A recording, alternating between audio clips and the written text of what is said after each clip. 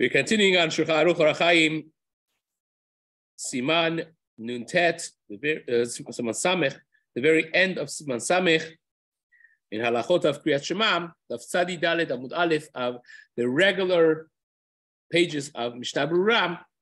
Maran writes, "Hakoret Shema velo kivel libo bepasuk rishon shehu Shema Yisrael lo yatsa yedei chovato."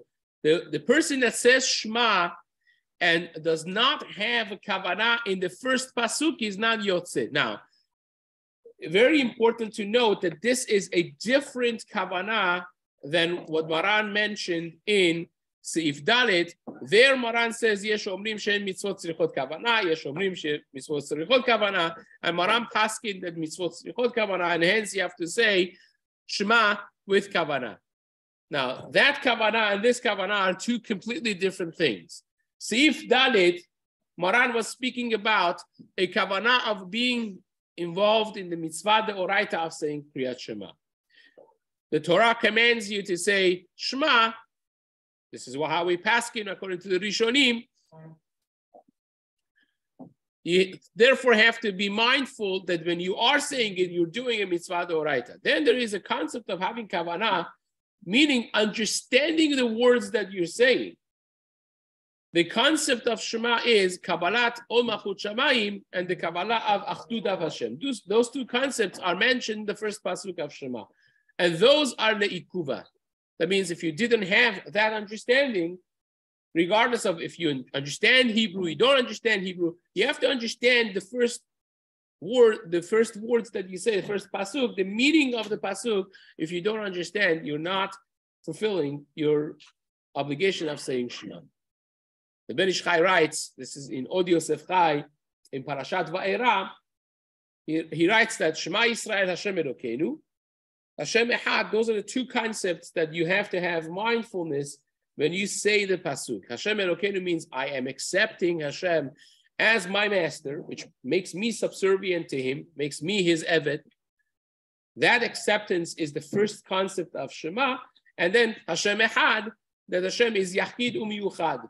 Hashem is one, and there is no one like him. That concept is the second item that you need to have in mind while saying Shema. So therefore, a person that says Shema, even if he says in the beginning, Hashem Yechud, I am hereby doing a mitzvah deoraita, and so on, which is the Dalet, if you didn't understand, you have no clue what you're saying, when you say Shema Yisrael, you think you're reading a love letter to Hashem. That's not going to be a mitzvah deoraita. There is a Kesef Mishneh, Maran Kesef Mishneh says that even for kavanah of having the mitzvah deoraita, the first pasuk would suffice. But nevertheless, as we mentioned before, that perhaps needs to be done for all of the three parashiot. Now, once we're at it, it's important to mention in parentheses that there are more mitzvot that we do by saying Shema than just Kabbalat Ol Malchut Shamayim. For instance, the last piece of Shema that we say, when we say Ani Hashem Elokechem Asher Hotzeti Etchem Me'eretz Mitzrayim Liot Lachem Le'elokim, that is a mitzvah deoraita. We have to Leman Tizkor Et Yom Setcha Me'eretz Mitzrayim Kol Yemei Chayecha. We say this in Haggadah Shel Pesach. The pasuk says, I want you to remember the day that I took you out of Eretz Mitzrayim, Kol Yemei Chayecha, all of the days of your life. And we read in Haggadah, Kol Yemei Chayecha Elu Hayamim, Kol Yemei Chayecha Rabot Halelot, Machloket Chachamim, right? Machloket Tanaim over here. So that is a mitzvah deoraita. And when you say, you are mentioning Yetziat Mitzrayim. And that is a mitzvah deoraita, which also needs to be with mindfulness. So it's not just the first pasuk that you have to be mindful of mitzvah deoraita, but again, in regards to Seif Dalet, there are other things in Shema that are biblical concepts as well. That's just in parentheses. Now, the Mishna Berurah writes that if you did not have kavanah in the first pasuk, Kiven libo kavana zu amura kan enenu kavana amura b'seif dalet. He basically says what we mentioned, that this is different than seif dalet. The shamu kavana latzedi the chovat mitzvah, and it is for all the parashiot. Like the Ritba writes in Rosh Hashanah and Shita Mekubetzet in Masechet Brachot and so on and so forth. But over here, Mashen Ken Kavana Zu, here in Seif Hey, the last Seif of Siman Samech, is lehitbonen velasuma libo, to think, to ponder, and to enforce upon yourself the concept. Mashehu Omer, the words that you're saying. That's why it's only leikuba, it's only important enough that you would not be considered as doing your obligation in only first pasuk. Because that pasuk is the ikar kabbalat ol malchut shamayim ve'achduto yitbarach. Because that first pasuk of Shema Yisrael is the main part of acceptance of Hashem's kingdom, of his mastership over us, and also his oneness in the world. The rest of the Shema, says Maran, the rest of Shema, if you didn't pay attention to the meaning of the words, is still good. Even if you're reading the Torah from Sefer Torah to be magia, to fix the Sefer Torah and make sure nothing is missing, still you have done your obligation. You just have to have proper kavanah in the first pasuk. So there are two parallel things that are going on in Kriyat Shema. One is the fact that when you say Shema, you're doing a mitzvah of Kriyat Shema, which is a biblical mitzvah. And second is you have to accept Hashem's adnut, his kingship, his mastership, and his oneness, which is mainly in the first pasuk, and that has to be understood by you, regardless of what language you speak, and regardless of how much kavanah you had that you're doing a mitzvah d'oraita, you have to have in mind the meaning of the words, at least by the first pasuk. Now, next Siman Samach Aleph, is the importance of being careful in reading properly and having kavanah in Kriyat Shema.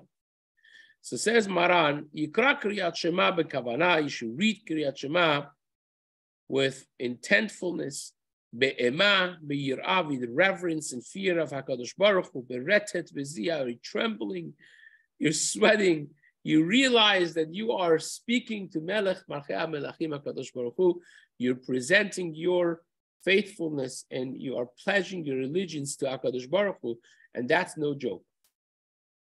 So you have to understand that Shema is the time of the day, once a day, when you wake up in the morning and before you go to sleep, at the beginning of your day and at the end of the day, you align yourself with your goals in life, which the goal in life is the servitude of HaKadosh Baruch Hu, and the realization of who you speak with gives you the chills, basically, of the reverence, awe, fear, all those trembling that the Shulchan Aruch speaks about over here.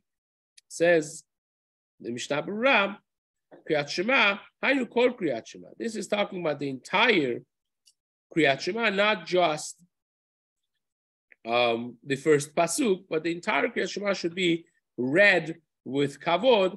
And of course, before the saying of the first pasuk of Shema, the Ben Ish Chai writes, if you need to blow your nose, you blow your nose. If you need to spit, you spit. Will you get yourself ready that during the next 5 minutes that you're saying Shema, you are comfortable, you're not in need of using the bathroom or blowing your nose. You want to be focused completely on Shema. Now, we learned halachot in the Gemara, we're going to get to it later on in Simanim Shulchan Aruch, of a person that needs to pass gas during tefillah. During tefillah of Shemona Esrei, we said it's asur, right? How about in Shema? How about in Shema? So the Ben Ish Chai writes that at least in the first pasuk, you have to control yourself. You accepting Malchut Shamayim, it's a disrespect, and therefore, you cannot engage in that. Says the Mishna Berurah, B'kavana, that you should say Shema with kavana, with intent.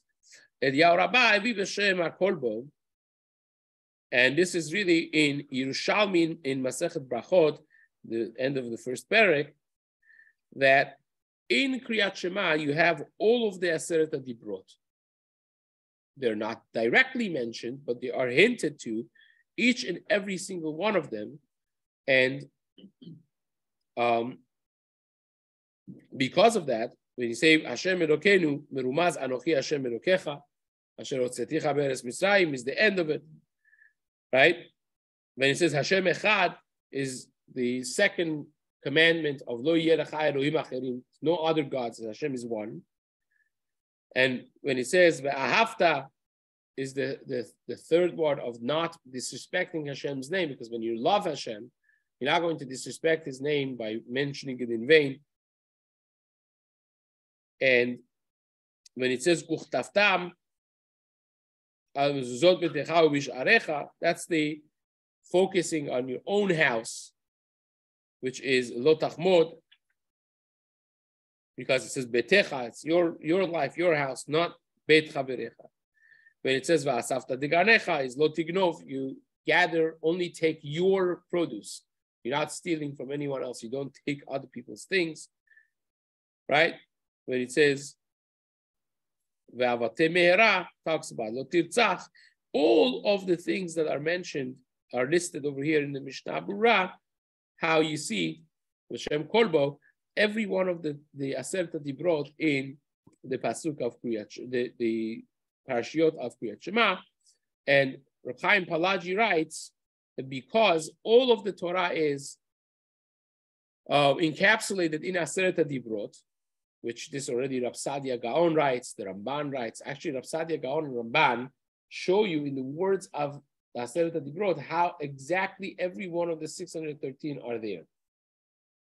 They have a list that they write. You go through all the 613 and show you how you see them from the wording of Aseret HaDibrot. So therefore, says Reb Chaim Palaji, 613 are encapsulated in the Aseret HaDibrot, and Aseret HaDibrot are hinted in Shema. Therefore, when you say Shema, it is considered that you are reminding yourself and you're accepting upon yourself all of the 613 mitzvot. Therefore, hence the importance of Shema, not to be taken lightly. Every word, everything is a hint to something, is as an allusion to something else, which is important. Says the Mishna Berurah, that you have to say it with reverence and fear. What does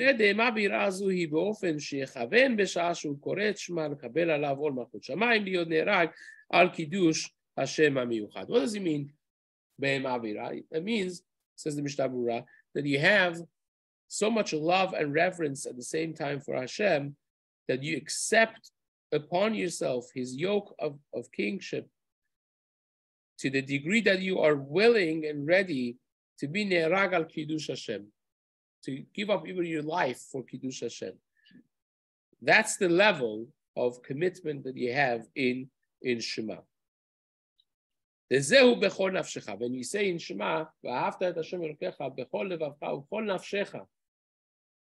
Gemara explaining this, Pasuk says, that you say, I am willing even to give up my life for the principles of Torah. Of course, the Torah itself commands, they should live with them. Therefore, if you have a choice between doing an Averah or dying, you do the Averah and you live, aside from principles of faith. Of course, aside from the Gimel Chamurot, the three cardinal sins, according to Tosafot, in Sotah, Daf Yud, maybe there's four, but nevertheless, conceptually, you're saying, Hashem, my relationship with you and my commitment to those principles of my faith to you trumps even my love for my own life, which is a tremendous thing to say. It's easier said than done, but when a person ponders about it, they say, look, I have something that I'm willing to die for. That gives so much more meaning to the life of a person, because you're living for something that you're willing to die for. And on this pasuk in Tehillim says, Ki alecha horagnu kol hayom. On you, Hashem, we are killed the entire day. What does that mean? Are we killed the whole day? We're not killed the whole day. I'm talking. So it means, says Mishna Berurah, it means, or Horagnu Kol Hayom means we are accepting upon ourselves that we will even die for you, Hashem. We're ready for it. We're ready for that level of commitment. And when a person thinks of Shema like that, in those terms, your reading of Shema takes a completely new face to it. It becomes that much more meaningful and that much more significant. Now, the Ben Ish Chai and Kaf Chaim both write that when you say the dalet of the Echad, right, which technically speaking, you should be, the Gemara says, ma'arich bedalet, because the dalet of Echad is dalet refuya. Now, most people, and by most, I mean 99.9% of the people, don't know how to pronounce a proper dalet refuya. It's something between dalet and zayin. If you do know how to do it, then you could elongate the pronunciation of that dalet for as long as you could keep your breath going, right? Without it sounding different. I was once davening in a shul, and this Amharitz was sitting next to me. He must have heard a shiur that you have to elongate the dalet of Echad, and he said Echad, right? Which is completely wrong. He's changing the meaning, and because if someone comes in the middle, he won't hear dalet, he will hear which is just the pronunciation of serei under an aleph.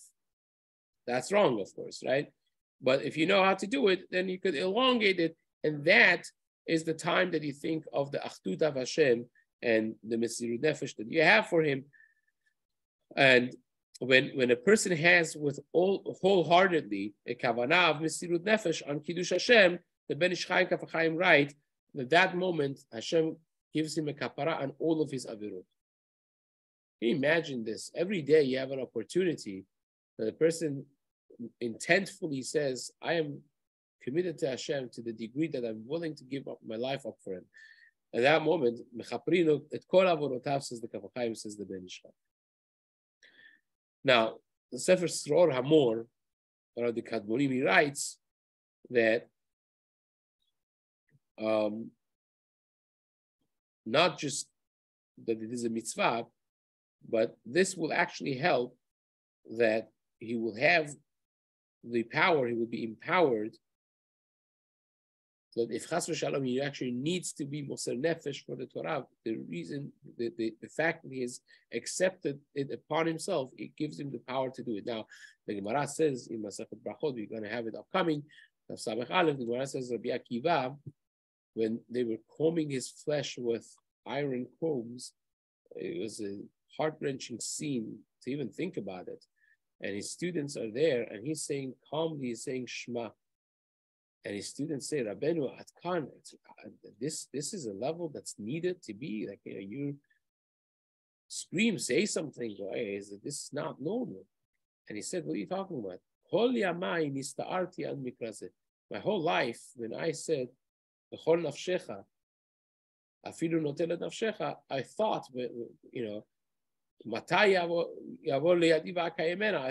if it's ever going to become necessary, can I do it? I was mindful of this.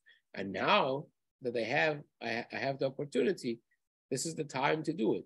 So Sror Hamor says, based on that concept, that when a person actually makes his mind ready, that keeps a person in a certain within a certain ability to actually live the life in that way, not just be from the safa v'achutz, not be just a lip service, but actually be something that is real. So says the Mishna Berurah, let's just finish this piece.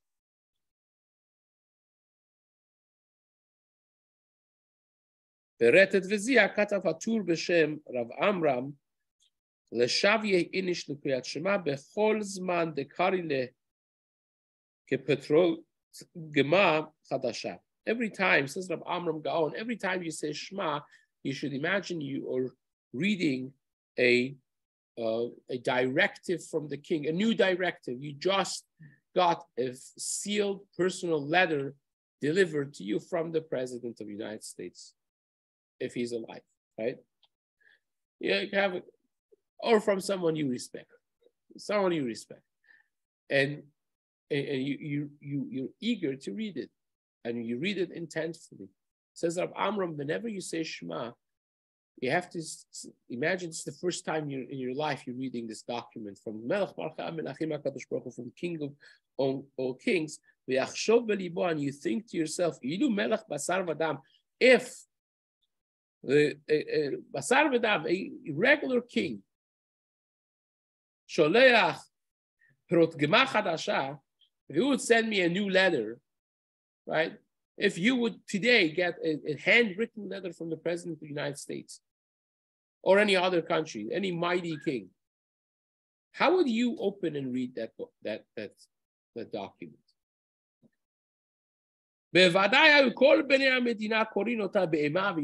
read it intensely, every word, every letter, every sentence, indications, reading in between the lines and between the letters. And it goes without saying that should be the case with reading the proclamation of your relationship and your faith and your allegiance to HaKadosh Baruch Hu. And the Prisha writes on the tour, why is it that the Geonim make the example of a letter, a directive from the king that is commanding you to do things? To tell us, to teach us, not to read Shema, swallowing the words and running through it fast, mixing up things, Milah b'milah, calmness with patience, word by word, pausing whenever you need to pause. Like a person is reading a directive from the king that is important. You don't want to miss anything. You want to make sure you understand it. You read it carefully, intentfully, meticulously. Kol sivui b'fnei atzmo lehavino al tokno.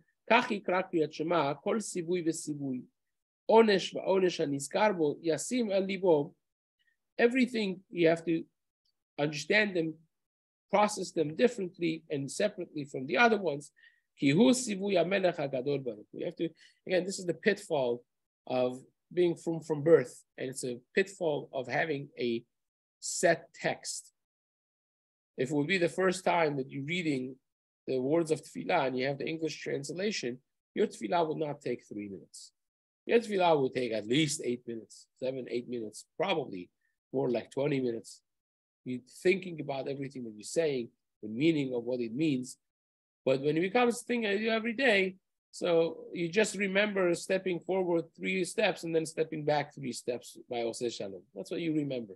Unfortunately, the rest of it becomes an autopilot, which is a serious problem. It's serious enough that the Gemara Yerushalmi, I'm not even sure I should say this, but it, on the same side, for a mature person listening to this, it is a lesson of life.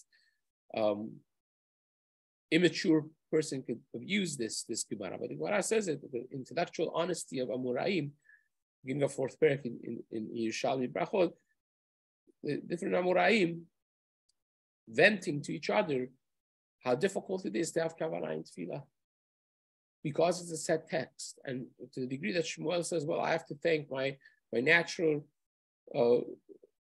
reflex that my spine bows by modim automatic," right?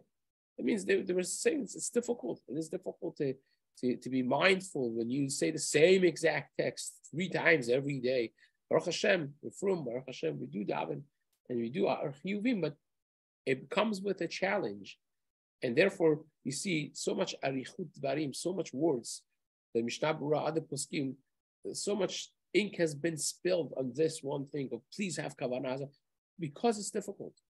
As you say Shema, when was the last time that you could guarantee you said 200 and 45, 48 words with intent. Understanding it. When was it? Can you say it was within the last year? Can we say it was within the last 3 years? Last 5 years? And it's a daily mitzvah d'oraita. So this is their way of screaming, please realize that this is important. And again, Rabbi David, Rabbi Shalom, used to say, Shema should take at least 5 minutes. Now, it takes more like 2.5 minutes or 2 minutes for regular people. The reason? Because we rush through it. And that's exactly what they're telling us not to do over here. Bezrat Hashem, we'll continue this in the days to come.